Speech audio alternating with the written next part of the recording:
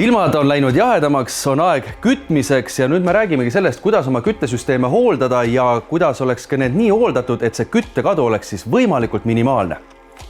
Nojah, et inimesed on harjunud, kui kütteperiood on läbi, et siis tuleks seda suvisel ajal teha. Selleks on ka meil vahendid mustale metallile ja kõigile teistele värvilistele metallidele. Aga meil on ka vahendid, millega saab teha kütteperioodi jooksul ja see teeb selle tegemise hästi lihtsaks, mugavaks ja samas tuba on kogu aeg soe. Räägime natukene sellest ka, et millistele küttesüsteemidele nüüd mõeldud, kuhu seda valatakse, mis see asi välja näeb? Kui meil on radiaatorid, põrandaküte, siis seal sees liigub vesi ja samamoodi käime me ka duši all, et seal on ka sooja element ehk tenn ja ütleme, kortermajades on siis soojusvahetid. Ja selle pinna peale siis tekib tänu karedale veele katlakivi ja kuna tegemist on tihtipeale ehitatud süsteemides erinevate metallidega, siis need omakorda tekitavad korrosiooni ja korrosiooni lõpp-produkt on muda. Ja see kõik siis segab kütmist ja omakorda katlakivi siis raiskab energiat.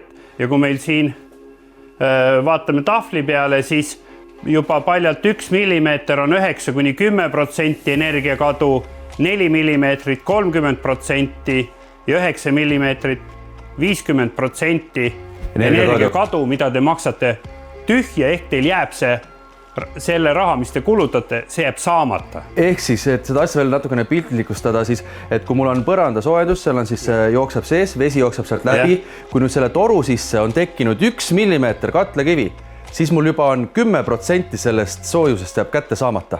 Üldjuhul ta ei teki niivõrd selle toru sisse, vaid ta tekib sellele pinnale, kus seda vett soojendatakse.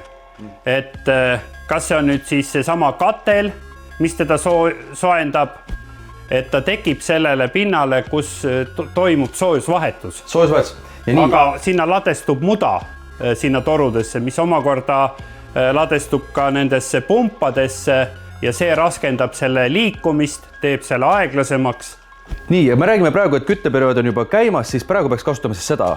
No üldjuhul saab kasutada seda happelist X-keeli väga lihtsalt ja kiiresti ja siis ütleme selline, mis see loop clean on, et see pannakse süsteemi, lisatakse selline 3–4% ja see jääb 3–4 nädalaks sinna ringlema.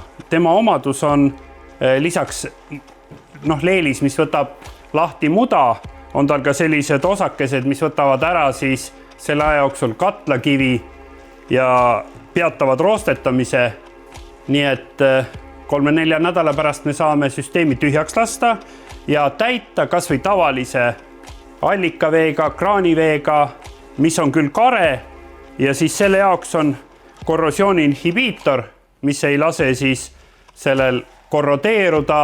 Seda lisatakse selline sõltuvalt süsteemist 1–2% ja see üle aasta 1% pärast. Luupkonservant, mida ta siis täpsemalt teeb? Siin on meil väga hea näide olemas. Ain on pannud naela vee sisse, 2 purki, mõlemad siis 23. augustil 2021. Näete, siin on nüüd nael vee sees, kuhu on lisatud seda konservanti. Ja, väga ilus puhas. Selline peab välja nägema, liiguta.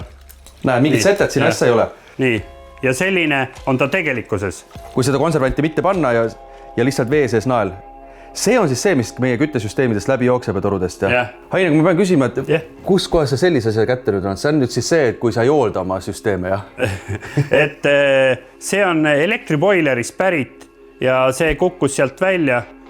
See hunnik, mis välja kukkus, oli muidugi rohkem, aga see oli üks paljudest ja see on boilerite üks suur mure, et hakkavad plõksuma ja sooja vett ei jagu, et katlakivi on täis.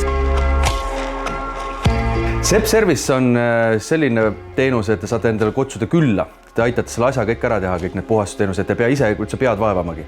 Jah, et Sepp on see, kes toob kemikale maale ja kui ise hakkama ei saa, siis kutsutad Sepp Service ja see tuleb, teeb nende samade kemikalidega selle töö ära.